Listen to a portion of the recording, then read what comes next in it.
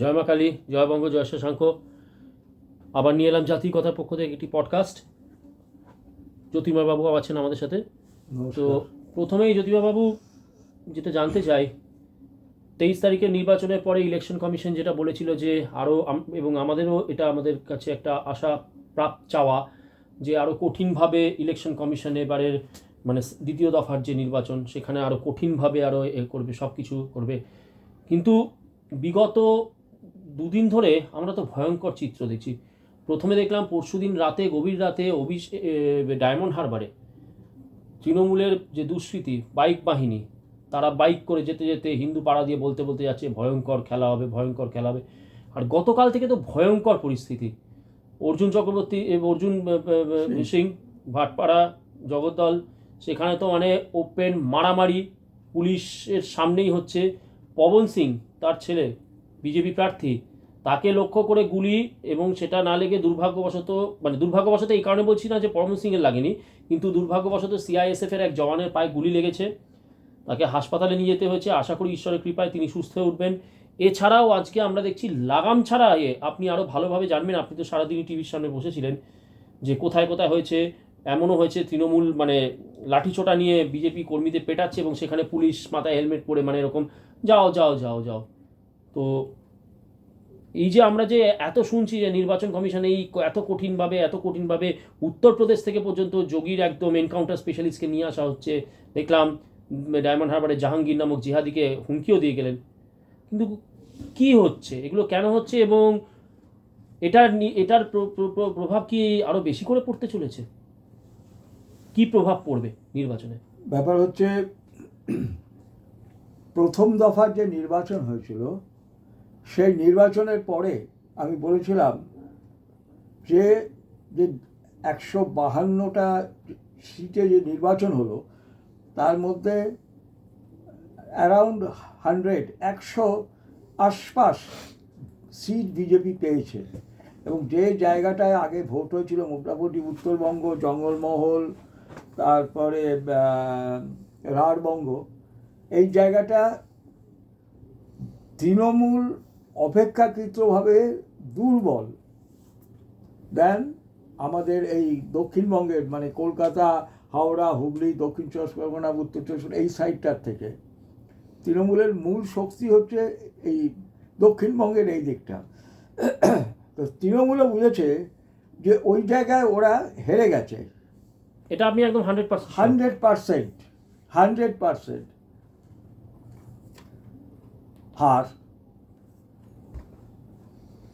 কাজেই তাকে যা কিছু স্কোর করতে হবে, এই যে 142টা আসনে ভোট হচ্ছে 29 তারিখ, এর মধ্যে অন্তত 142 তো অন্তত 120, পারলে 30, যদি তারা রাখতে না পারে। বলে দিন 142টাই বলবো না, কয়েকটা সিটে তারা পারবে না, এটা তারাও জানে, কিন্তু এইটা তাদের রাখতেই হবে। যেহেতু এবারের ভোটে হিন্দু ভোট অনেকটা কনসলিডেট হয়েছে, আর এসআইআরে বহু মানে ফলস এ নাম বাদ গেছে। মানে যারা ডেড, রেপ, ডবল এন্ট্রি, আমি আদার্সগুলো বাদই দিলাম, এগুলো যেহেতু তৃণমূল নামগুলো বাদ গেছে। হ্যাঁ, যে তৃণমূল আশঙ্কা করছে যে আরও কিছু সিট হারাতে পারে। কাজেই এটা তাদের মরণ কামড়। এই রাজনৈতিক দল হিসেবে তৃণমূলকে আগামী দিনে টিকে থাকার জন্য সরকারে আসতে হবে, এবং এটা তাদের কাছে মরণ কামড়। এবং তাদের যে ব্যবসা, তাদের যে চাকরি, তাদের যে ইন্ডাস্ট্রি, মানে এই সরকারের থেকে তাকে ব্যবহার করে যে বিভিন্ন রকমের চুরি ইন্ডাস্ট্রি, তোলাবাজি, কাটমানি, সিন্ডিকেটের জিহাদের ইন্ডাস্ট্রি, এইগুলো সব বন্ধ হয়ে যাবে। তাহলে একটা কথা, কিন্তু আপনারা যে বলেন যে পশ্চিমবঙ্গের বুকে ইন্ডাস্ট্রি নেই, ইন্ডাস্ট্রি কিন্তু আছে, শিল্প কিন্তু আছে, তোলাবাজির শিল্প আছে, কাটমানির শিল্প আছে, জিহাদের শিল্প আছে, লাভ জিহাদের শিল্প আছে, পাথর ছোড়ার শিল্প আছে, এগুলো তো শিল্প। আমি তো এই গত 15 বছরে দেখলাম, মানে তৃণমূল যে তার মানে সারা জীবন সিপিএম করলো, তার ছেলে এখন তৃণমূলের হয়ে অ্যাক্টিভলি কাজ করছে। কেন? সেখানে তার ওখান থেকে সোর্স অফ ইনকাম হচ্ছে, যেহেতু আর কোনো ইনকামের জায়গা নেই, ওখান থেকে এরকম বহু ছেলে যারা সিপিএম করতো, আমি অন্য বাদ দিলাম, সিপিএম করতো, তাদের পরিবারের ছেলেরা, আমি যাদের ছোট্ট থেকে দেখে এসেছি সিপিএম, তাদের পরিবারের ছেলেরা এখন তৃণমূলের ঝান্ডা আচ্ছা, ধরেছে। এবারে যেটা আমার প্রশ্ন ছিল আবার, যে এই যে ডায়মন্ড হারবারে বাইক বাহিনী দৌড়াতো, মারাত্মক ঘটনা, পবন সিংকে লক্ষ্য করে গুলি, অর্জুন সিংকে এইভাবে করলো, তারপরে আরও যে আজকে তো বহু জায়গায় এরকম ব্যাপার হয়েছে, ভাঙড়ে মুড়ির মতন বোমা হচ্ছে, এনআইএ ঢুকছে। তো নির্বাচন কমিশনের ভূমিকা নিয়ে আপনি কি বলবেন দ্বিতীয় দফায়? এখনো পর্যন্ত মানুষ কি এতে ভয় পেয়ে যাচ্ছে না? সাধারণ হিন্দু যারা ভেবেছিল সকাল সকাল উঠে ওই সকাল সকাল উঠে যেরকম আগেরবার ভোট দিয়েছিলাম সেরকম ভোট দেবো, তা মানুষ কি ভয় পেয়ে যাচ্ছে না? মানুষ কি মনে হবে আপনারা বেরোবে নির্বাচনের দিন? একটা জিনিস যেটা আমাদের প্রাক্তন জেনারেল শঙ্কর নারায়ণ চৌধুরী বলেছিলেন, খুব মারাত্মক কথা, রিপাবলিকে একটা মানে টক শোতে তিনি বলেছিলেন যে ফেদাইন হয়ে গেছে, যার মধ্যে মৃত্যু ভয় চলে গেছে, তাকে রক্ষা খুব শক্ত, ইজ ভেরি ডিফিকাল্ট।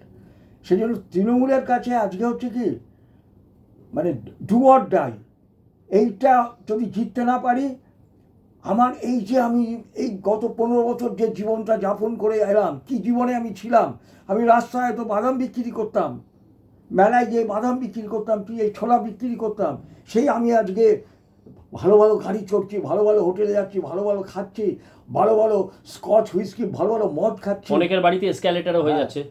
তো আমার সব হাত থেকে বেরিয়ে যাবে, আমাকে আবার হয়তো আগামী সেই জীবনে চলে যেতে হবে, যে যা কামিয়েছি সেগুলো যখন শেষ হয়ে যাবে, আমি কি করব আগামী দিনে? তাই এরাও একটা ওই জেহাদি ফেদাইনদের মতো হয়ে গেছে।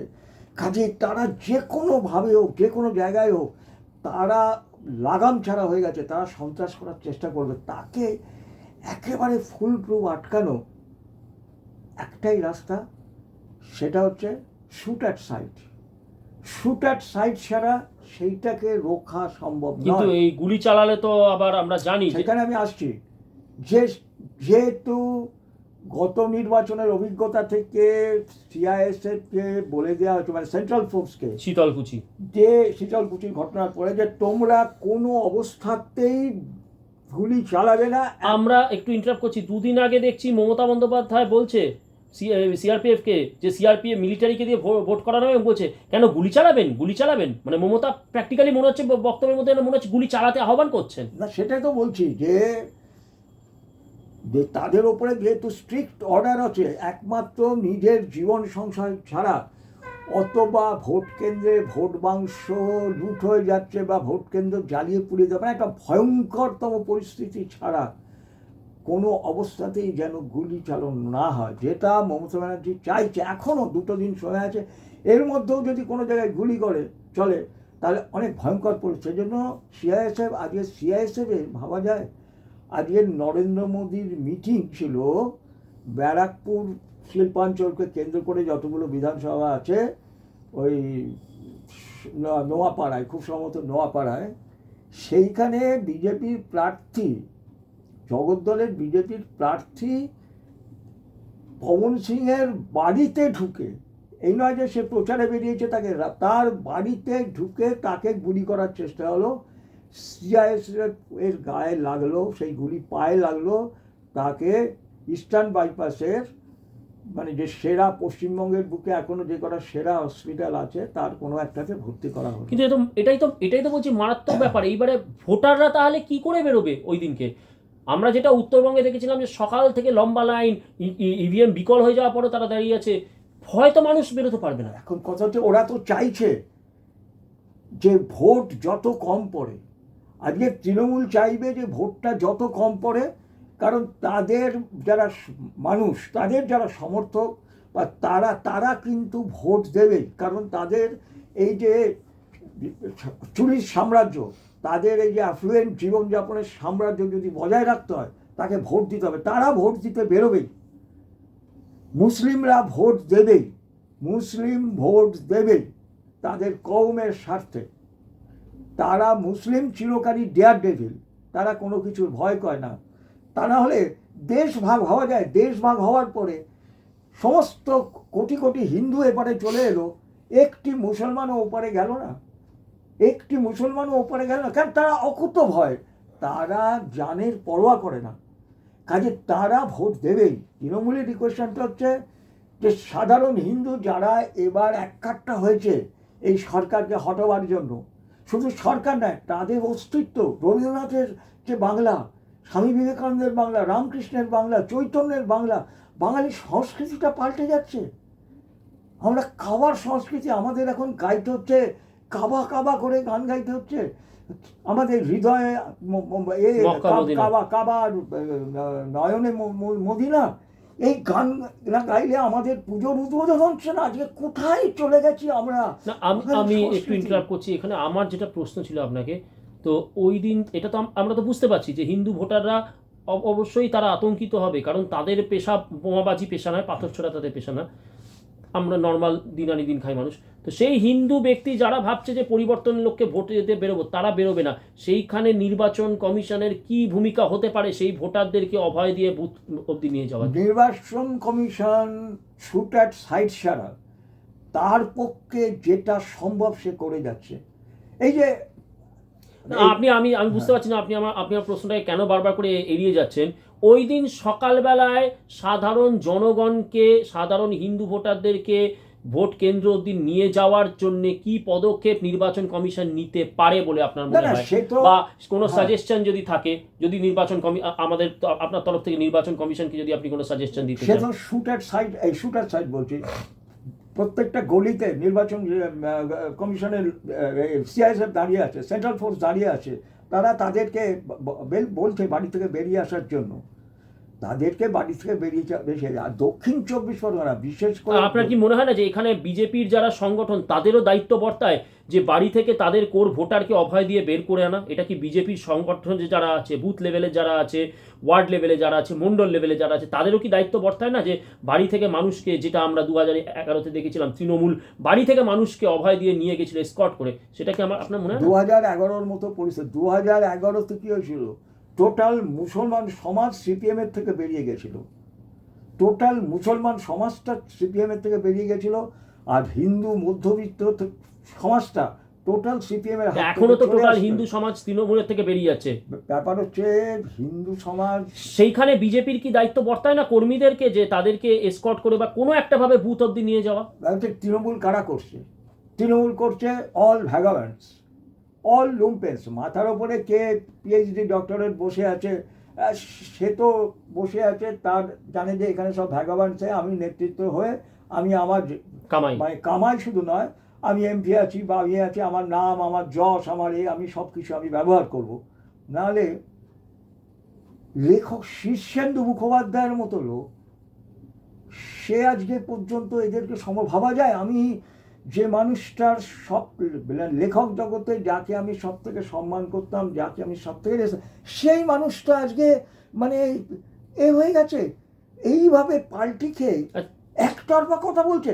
তার মানে কি, যে একটা বুদ্ধিজীবীদের বা একটা সেকশনও, একটা বিরাট সেকশনও, তারাও এই মানে আরেবিয়ান কালচারের দ্বারা দিনের পর দিন ওই হৃদয় মক্কা, নয়নে মদিনা করে করে তারাও আজকে কিরকম হয়ে গেছে। আচ্ছা, তাহলে ইলেকশনের দিনকে বুথ অবধি যাওয়ার জন্যে যারা বলছেন যে যারা হিন্দুত্বের পক্ষে, যারা পরিবর্তন চায়, তাদের কিভাবে যাওয়া উচিত আপনার মতে? কিভাবে মানে কি স্ট্র্যাটেজি হওয়া উচিত? ইলেকশন কমিশনেরও কি স্ট্র্যাটেজি হওয়া উচিত? ইলেকশন কমিশন তো বলছে আমি গলিতে গলিতে আমার লোক থাকবে, সেন্ট্রাল ফোর্স থাকবে, এবং তা আমাদের বাইক বাহিনী থাকবে, যারা আমাদের কোনো অসুবিধা হলে আমাদের ফোন করলে বা আমরা নিজেরাই অবজার্ভ করবো যে কোথায় কী অসুবিধা হচ্ছে, তাহলে আমরা সেখানে আমাদের সবসময় ব্যবস্থা থাকবে। কিন্তু এই হচ্ছে মানে এখন হচ্ছে কি, তৃণমূল এখন হয়ে গেছে মানে কি বলবো, একটা মানে সেই গুলি খাওয়া বাঘের মতো হয়ে গেছে, যে তারা বুঝে গেছে তারা হেরে গেছে, ফার্স্ট ফেজে হেরে গেছে, এবং এটা হচ্ছে তাদের গড়, এবং এটা হচ্ছে বিজেপিরও দুর্বলতম জায়গা। যে বিজেপিকে নির্ভর করতে হচ্ছে কি সাধারণ মানুষের স্বতঃস্ফূর্ততার ওপরে।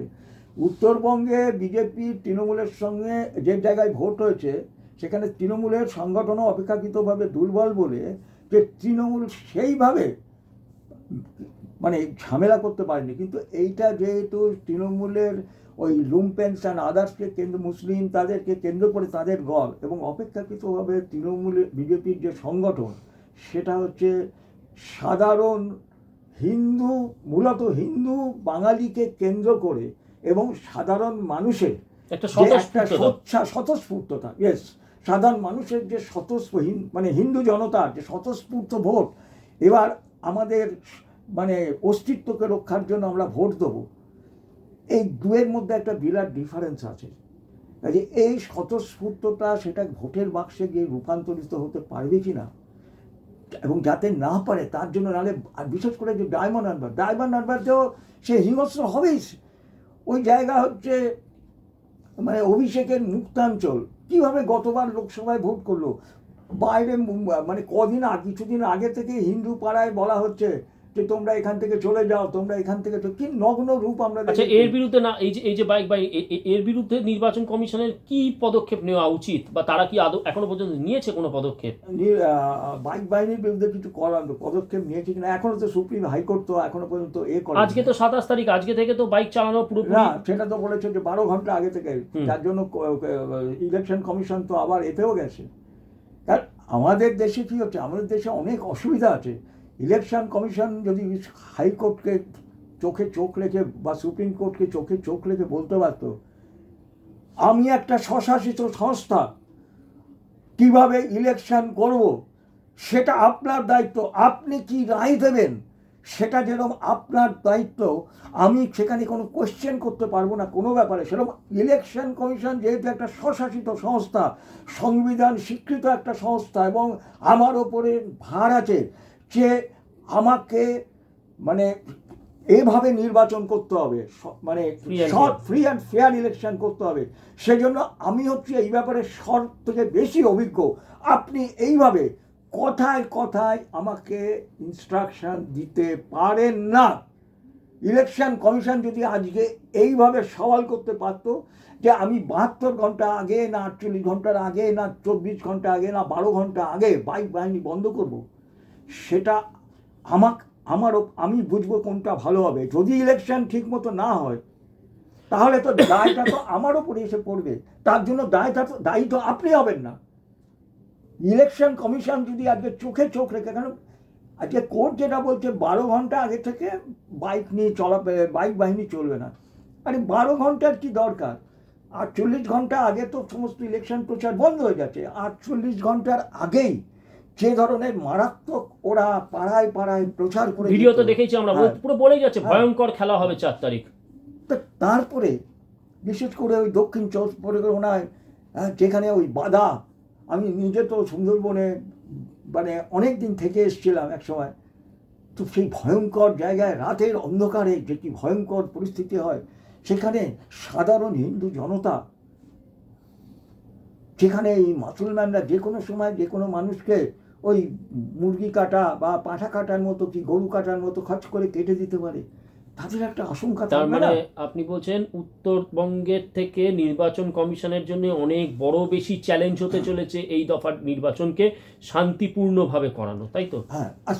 আর এই যে আমরা যে দেখছি, এই যে পবন সিংকে গুলি, অর্জুন সিং এর উপরে হামলা ইত্যাদি ইত্যাদি, মানে এটা আপনি বলছেন যে এটা পুরোপুরি পরিকল্পিত, যাতে সেন্ট্রাল ফোর্স উত্তেজিত হয়ে কিছু করে, এটাই স্ট্র্যাটেজি, এবং মানুষের মনে ভয় তৈরি করা। আজকে কি ছিল, ওই ব্যারাকপুরের ওই অঞ্চলটায় নরেন্দ্র মোদীর মিটিং ছিল, কাজে আজকে যদি গুলি চালিয়ে কোনো একটা পবন সিংয়ের ওপর কোনো ঘটনা ঘটে যেত, এই হতো, তাহলে কী হতো, মিটিংটা বানচাল হইতো। ওই জায়গাটা হচ্ছে কি, জায়গাটা ওই ব্যারাকপুর শিল্পাঞ্চলকে কেন্দ্র করে যে জায়গাটা, ওইখানে যেহেতু মানে একটা মিশ্র অঞ্চল, প্রচুর অবাঙালিরা আছে, বিহারি বা যারা পূর্বপুরুষরা তারাও বাঙালি, কেন তারা মানে 7-8 পুরুষ ধরে আছে, ব্রিটিশ আমল থেকে তারা এদেশে এসে এই, কিন্তু একটা হিন্দি ভাষাভাষীর একটা আবেগ এবং স্রোত রয়েছে, এবং সেই হিন্দি ভাষাভাষীর যে স্রোত আছে, তার আজকে যদি নরেন্দ্র মোদী এখানে বক্তৃতা দেয়, না দিত বানচাল করা যায়, তাহলে সেইটা অনেকটা হতে পারে, বা মানুষ ভয় পেতে পারে। এই জন্য নাহলে আজকে আজকে প্রধানমন্ত্রী যেখানে আসছে সেখানে ক্যান্ডিডেটের বাড়ি ঢুকে গুলি করা হচ্ছে, কি অ্যাকশন নেওয়া হলো তার জন্য? এক্স্যাক্টলি এবং পুলিশের নির্বাচন কমিশন যেটা বলছে যে একটা বোমা পড়লেও পুলিশকে সাসপেন্ড, এখনো পর্যন্ত কি কি অ্যাকশন নেওয়া হয়েছে পুলিশের এগেনস্টে? নির্বাচন কমিশন এখনো পর্যন্ত কি কি অ্যাকশন নিয়েছে যেখানে যেখানে এই ঝামেলা হচ্ছে? কিচ্ছু হয়নি। ওই তিনটে কমিশন, একটা কমিশনার আর দুটো লোককে সাসপেন্ড তৃণমূলের গ্রেপ্তার করেছে।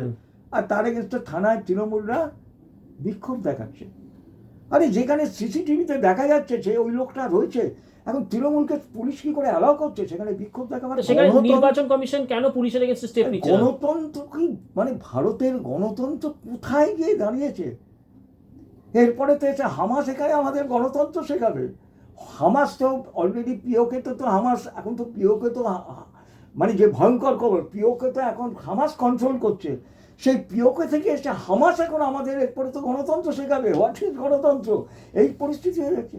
আর থানায় গিয়ে বিক্ষোভ দেখাচ্ছে, যারা গুলি চালিয়েছে তাদের ফেভারে মেরে তো সারা মেরে সরে হচ্ছে এগুলোকে, মানে পুলিশ এমন মারবে যে 4 পুরুষ তারা মনে রাখবে। ভয়ঙ্কর পরিস্থিতি। 29 তারিখে কিন্তু রীতিমতো দুশ্চিন্তা নিয়েই মানে এগোচ্ছি আমরা। আরও হাতে এখনও বলতে পারি এখনও 1.5 দিন, আজকের রাত আছে, কালকে আছে, কালকের রাত জানি না কি হতে চলেছে। আচ্ছা, এবারে একটু আলোচনা মোড়টা ঘোরাচ্ছি। এইবারে ফেজে যে ইলেকশন হতে চলেছে, 2টি কেন্দ্র নিয়ে সব থেকে বেশি আলোচনার বিষয়, সেই 2টি কেন্দ্র নিয়ে আপনার সাথে একটু আলোচনা করব। ভবানীপুর এবং পানিহাটি, কি অবস্থা, কার দিকে পাল্লা ভারী, সেটা নিয়ে আপনার কাছ থেকে শুনতে চাই। প্রথমে হচ্ছে ভবানীপুর। ভবানীপুরে 2টো ওয়ার্ড আছে। একটা হচ্ছে চেতলা অঞ্চলটাকে কেন্দ্র করে, এবং সেইখানে মানে আমি মানুষের মধ্যে ডিফারেন্স করে বলছি না, কারণ ডিফারেন্স করতে চাই না, মানে আলোচনার খাতিরে আমাকে বলতে হচ্ছে যে ওখানে মধ্যবিত্ত যে অংশটা, ওই চেতলা অঞ্চলকে কেন্দ্র করে মধ্যবিত্ত মানুষের সংখ্যাটা কম, এবং ওই বস্তি বা এতে যারা থাকে সেই সংখ্যাটা বেশি, এবং সেই বস্তিতে তথাকথিত সংখ্যালঘুদেরই তো, এবং ওইটা যেটা হচ্ছে হিন্দু অঞ্চল, আর তার সঙ্গে হচ্ছে একটা বিরাট মুসলমান অঞ্চল আছে, মুসলিম। কারণ আমি যেহেতু ওইখানে আমার রিলেটিভ থাকে, আমি মাঝে মাঝেই যাই একটা, এবং মুসলমানদের যে জলসা প্রায়ই লেগে থাকে, এবং সেখানে ভুরি ভুরি বিরিয়ানির প্যাকেট বিলি হয়, এবং সেই বিরিয়ানির প্যাকেট নিতে হিন্দু ঘরের মেয়েরাও সব, বউরাও সব চলে আসে, এবং ওখানে বহু হিন্দু ঘরের মেয়ে লাভ জেহাদের শিকার হয়ে মুসলমানের ঘরে যায়। এবং এই মানুষগুলোর ওই যে সরকার থেকে বিভিন্ন রকমের যে ভাতা আছে, সেইগুলো কিন্তু তাদের মানে জীবনযাপনের একটা বড় অঙ্গ।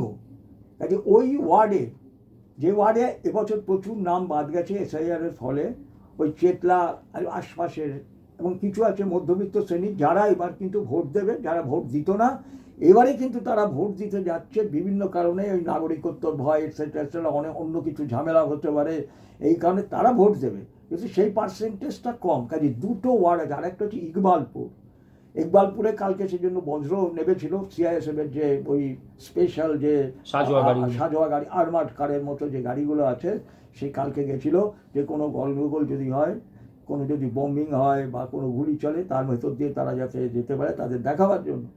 Don't do that.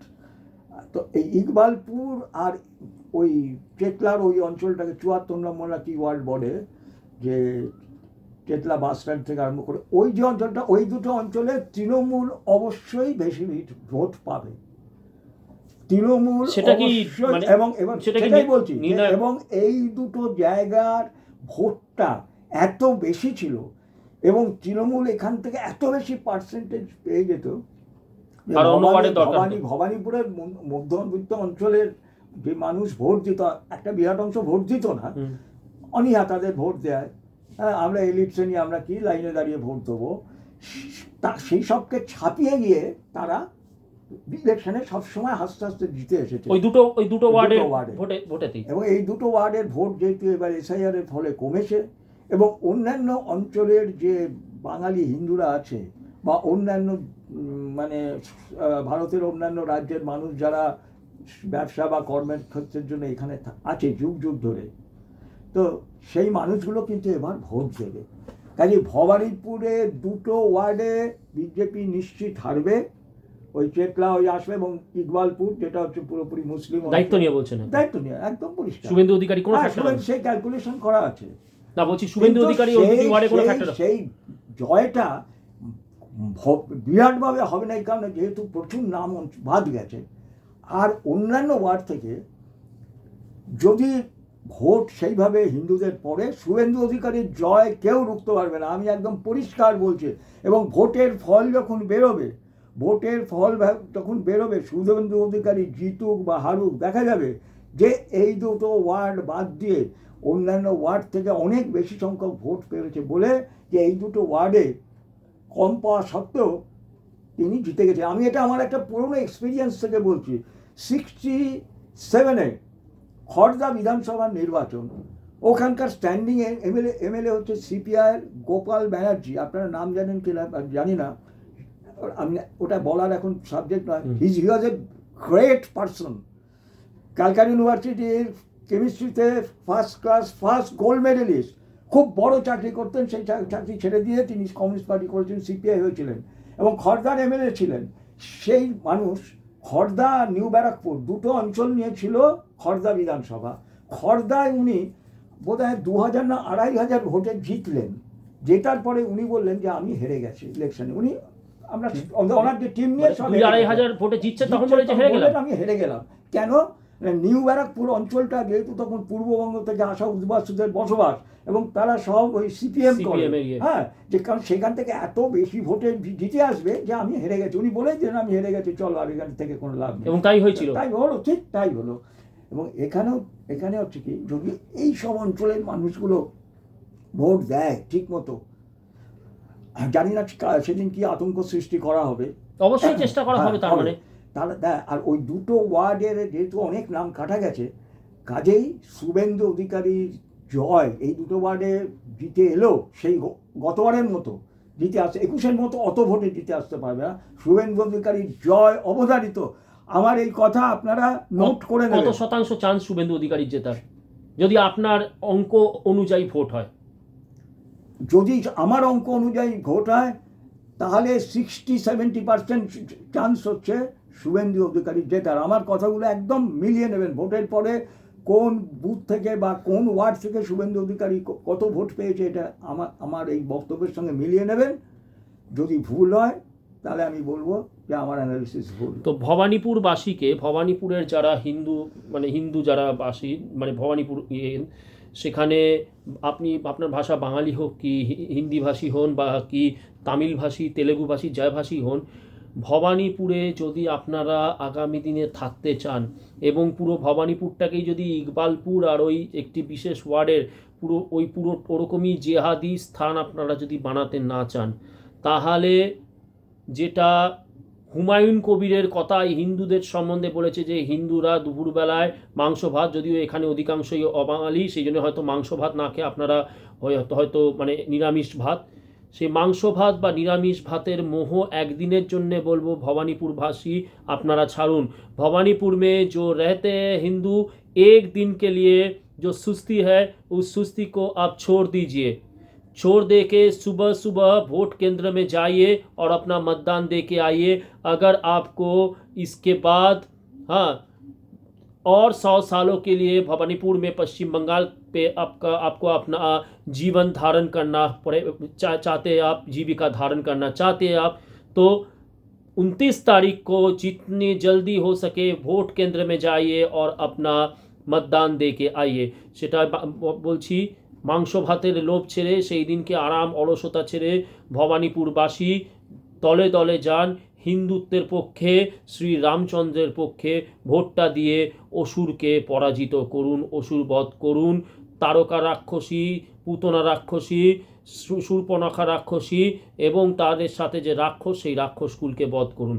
এবারে আসছি পানিহাটিতে। পানিহাটি না, এর আগে আমি আরেকটা কথা বলিনি। এই যে চোখের সামনে দেখলাম কালনায় নাদনঘাটে বিজেপি তার প্রচারে বেরিয়েছে, লাঠি দিয়ে কিবার মারছে কর্মীদের, হেলমেটধারী পুলিশ। এটা হলে তো ভবানীপুরবাসীকে তো বলে আমি, তারা কি করে বেরোবে? তারা তো নিরুপায়, যে যদি বেরোতেও চাই, এরকম যদি হয় সেদিন দেখা যাচ্ছে। না, ভবানীপুরে এতটা হবে না হয়তো, কারণ এগুলো হচ্ছে একটু ইন্টিরিয়ার অঞ্চল, তো কিন্তু দেখছিলাম যে পুলিশ এই পুলিশকে তো সাসপেন্ড করছে না কেন নির্বাচন কমিশন? এটাই তো প্রশ্ন, এদেরকে করবে, কাকে করবে? ঠকবাসতে গাউচার হয়ে যাচ্ছে। সবই তো ভ্যাম্পায়ার হয়ে গেছে, সবই তো বাংলার পুলিশ তো সবই কারণ তৃণমূলের আমলে তারা লাগাম ছাড়া চুরি করতে পারে। এটাও তো একটা যে শুভেন্দু বারবার বলছে পুলিশের কোনো মানে কোনো রকমের করার অধিকার থাকবে না, খাউঙ্গা না খানে দুঙ্গা, যেটা মোদিজির যেটা কথা ছিল, এটাও তো ওদের ভালো লাগে না। এই যে এখন লাগাম ছাড়া ইনকাম করছে, বিজেপি যদি ক্ষমতায় আসে আমাদের এই লাগাম ছাড়া ইনকামটা যদি বন্ধ হয়ে যায়। তো পানিহাটি আমার মনে হয় ভবানীপুরের থেকেও বেশি আলোচ্য, এবং আমাদের মানে আমার জীবদ্দশায় 43 বছর, আপনি তো আমার থেকে অনেক সিনিয়র, 76।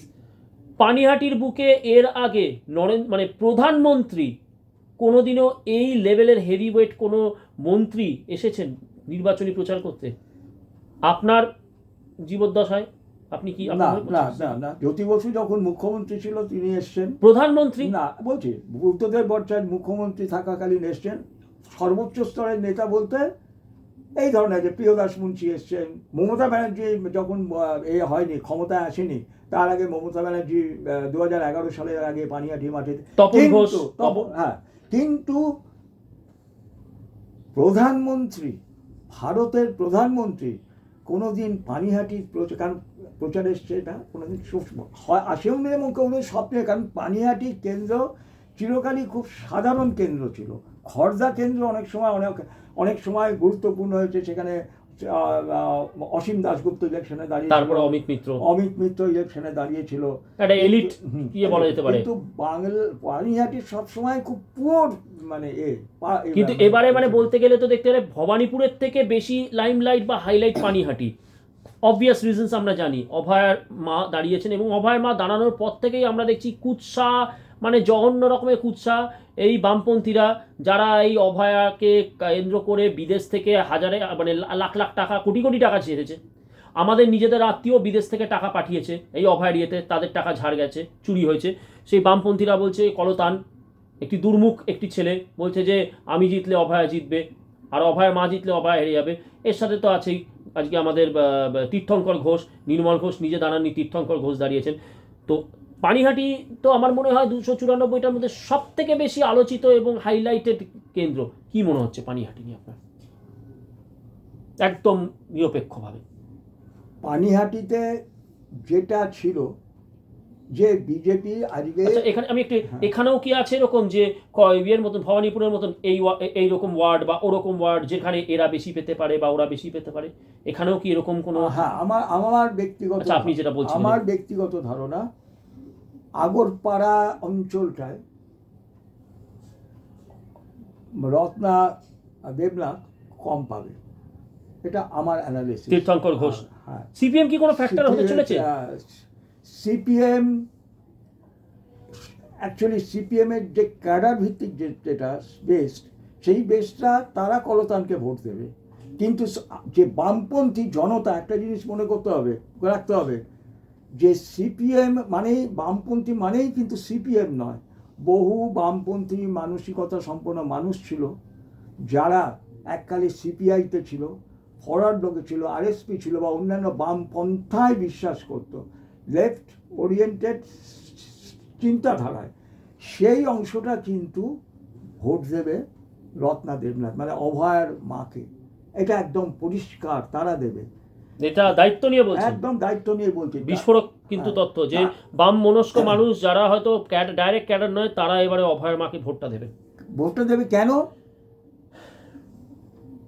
এই যে নোংরামি এতদিন ধরে করে গেছে তৃণমূল এই পানিহাটিকে কেন্দ্র করে, এবং অভয়াকে কেন্দ্র করে যে ধরনের ঘটনা ঘটে গেছে, তার দেহ থেকে নিয়ে আরম্ভ করে এগুলো সব আপনারা জানেন। কাজে এইটা একটা আঘাত তাদের মধ্যে আছে। আর সব থেকে বড় কথা, যে মেয়েটি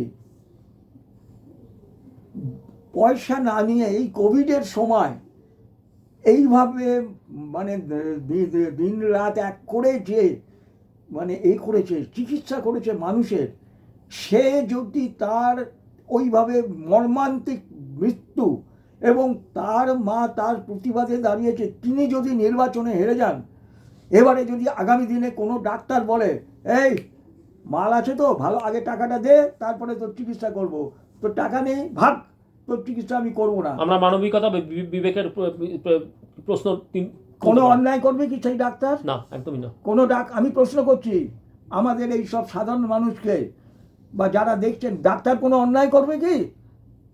কোনো, আমার মতে কোনো অন্যায় করবে না। পয়সা দে, তারপরে তোর চিকিৎসা করবো, পয়সা না দিলে তোর চিকিৎসা করবো না, যা ভাগ।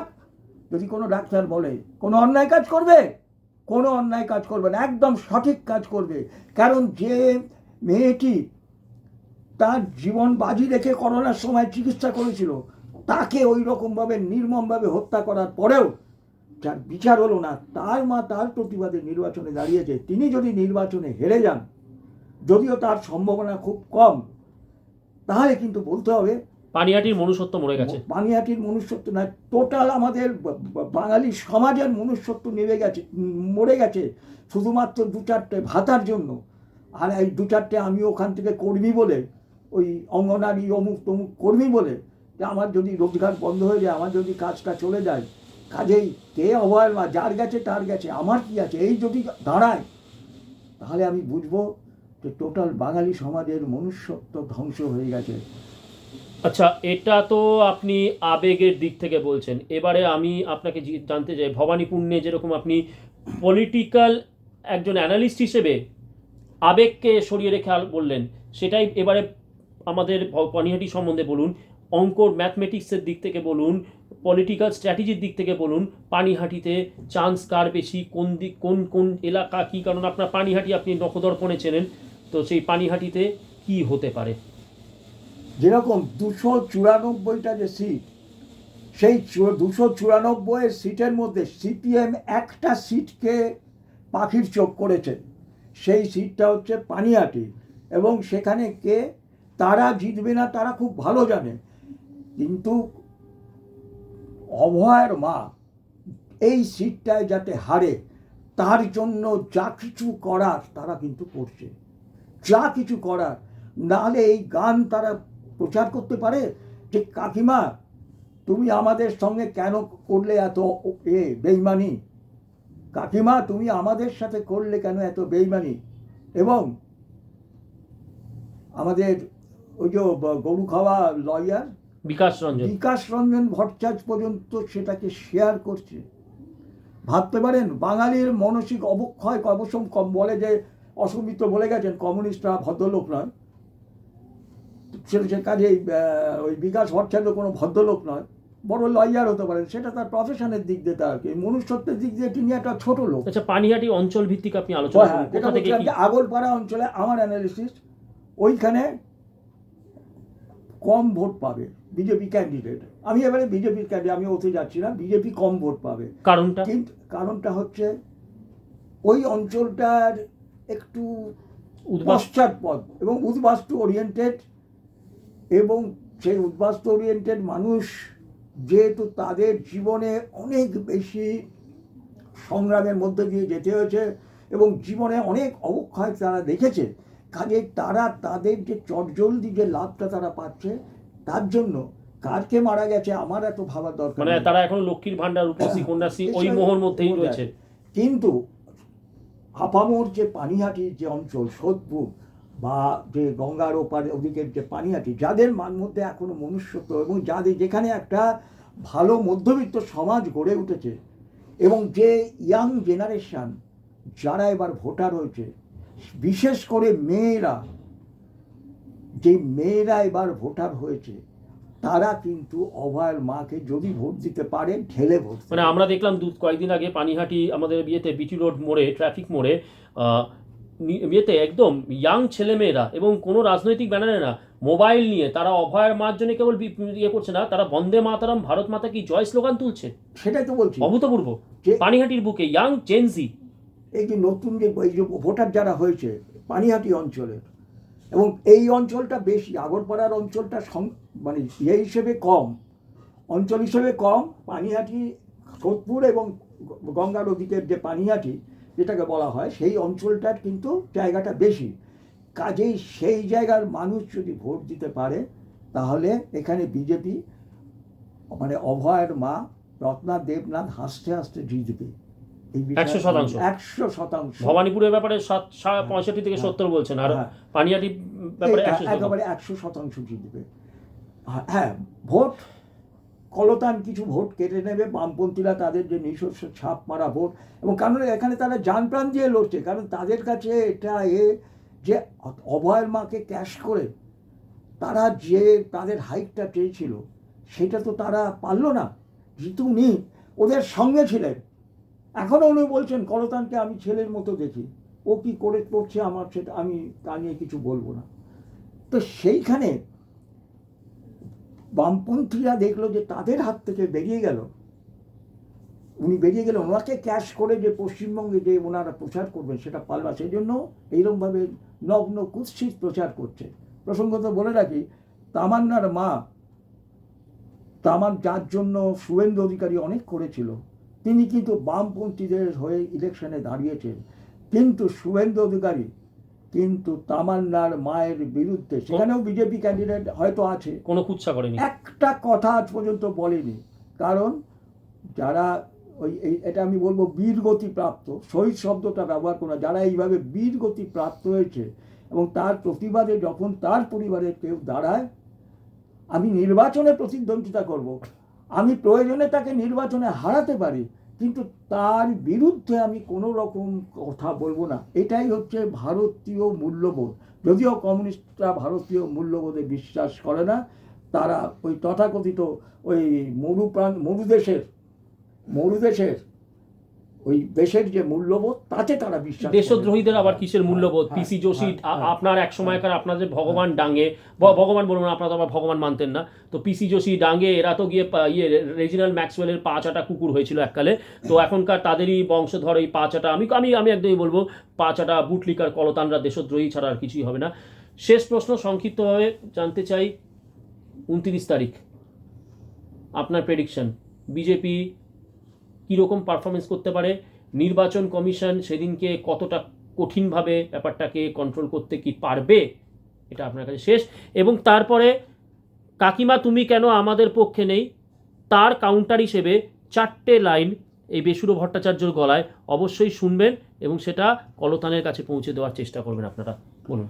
ইলেকশন কমিশনের কাজে কোর্ট অনেক সময় বাধা দিচ্ছে, যেরকম এই যে 48 ঘন্টা আগে বাইক চালানো যে নিষিদ্ধ করেছিল, এটা অত্যন্ত সঠিক কাজ ছিল। হ্যাঁ, স্পেশাল কোনো থাকলে সেটা সেই মানুষ তারা জানিয়ে তারা সেইভাবে তারা যেত, কিন্তু এখন যদিও আবার ডিভিশন বেঞ্চে গেছে, কি হবে জানি না। এটা খুব ভালো সিদ্ধান্ত ছিল। কেন এইভাবে যে তারা ঘুরে ঘুরে, যে ডায়মন্ড হারবারে দেখা যাচ্ছে, এইভাবে ঘুরে ঘুরে হিন্দু পাড়ায় এইভাবে তারা আতঙ্ক সৃষ্টি করছে, কাজে এটা হওয়া উচিত ছিল। কাজে ইলেকশন কমিশনের কাছে এটা একটা খুব বড় চ্যালেঞ্জ, কারণ যাদের দিয়ে কাজ করতে হবে তারাই তো দালাল। আর সেন্ট্রাল ফোর্স গুলি চালাবে না ওই দুটো কারণ ছাড়া, যে দুটো আমি কারণ বলেছি। তার নিজের পায়ে গুলি লেগেছে, তখনও পর্যন্ত গুলি চালেনি, কিন্তু আমরা বীরভূমেতেও দেখলাম মুখে পাথর মেরে মুখ ফাটিয়ে দিয়েছে, তারপরে গুলি চালানি। তারা কিন্তু স্নাইপারের মতো না। তাহলে এটাই কথা হচ্ছে যে এই দফার নির্বাচনে ইলেকশন কমিশনের কাছে মানে প্রথম দফাটা যদি হয় মানে রাবণের মানে ওই ছুটকো ছাটকা অসুরদের সাথে লড়াই ছিল নির্বাচন কমিশনের, এবারে ডাইরেক্ট রাবণের সাথে লড়াই হতে চলেছে। একদম প্রপার ওয়ার্ড, একদম রাবণের সাথে লড়াই হতে চলেছে। এখন সেই লড়াইতে ইলেকশন কমিশন কতটা উত্তীর্ণ হয় সেটা হচ্ছে দেখার, কারণ এই নির্বাচনে কিন্তু তৃণমূল বিজেপির থেকে বেশি সিট পাবে।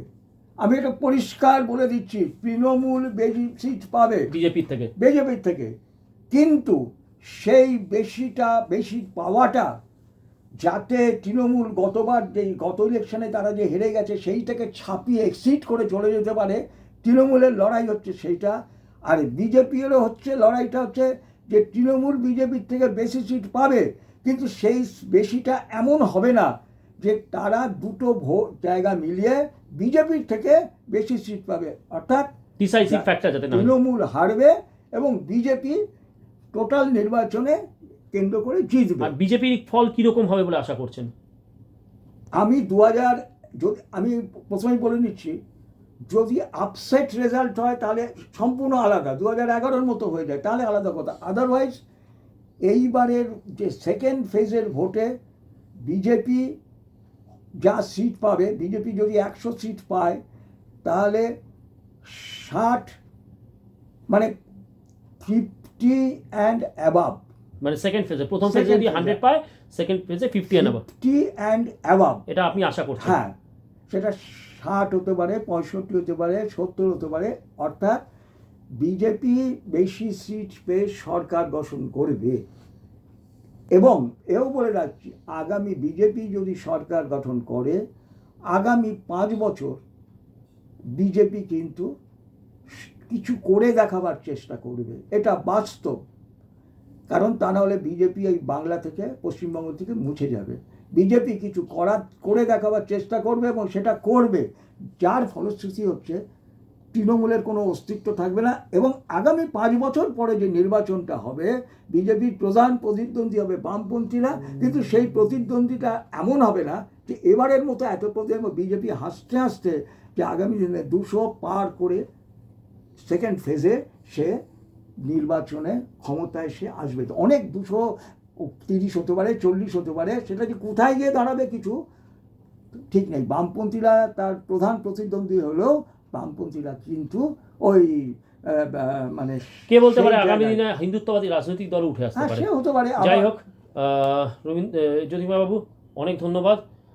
আপনি কিছু বলতে চাইছিলেন বোধহয় শেষে? না না, আর কিছু বলার নেই। কাজেই এই ফেজটায় আপনাদের কাছে অনুরোধ, বিশেষ করে পানিহাটির মানুষের কাছে অনুরোধ, যে মেয়েটা আপনাদের বাড়ির করোনার সময় আপনাদের বাড়ির অসুস্থ মানুষের চিকিৎসার জন্য নিজের জীবনদান করেছিল, সে যেন, তার মা যেন যেতে, এবং তাকে যে নৃশংসভাবে হত্যা করা হয়েছিল তার যেন সঠিক প্রতিবাদ হয়। তা না হলে আগামী দিনে কোনো ডাক্তার কিন্তু এইভাবে নিজেকে উৎসর্গ করে চিকিৎসা করার ব্যাপারে আর প্রেরণা পাবে না। 29 তারিখ ডিসাইসিভ দিন। তো বলছিলাম শেষে 4টে লাইন, আপনারা যেরকম অভয়ার মাকে বলছেন সেরকম কলতান, তোমাকে এবং তোমার যে কমরেড যারা আলিমুদ্দিনের কমরেডই আছে তাদের জন্য 4টে লাইন। খুনি রেপিস্ট চালবাজ ফ্যাসিস্ট আমরা কমিউনিস্ট, মেহনতি ঢপের গল্পে করছি পার্টি ফিস্ট।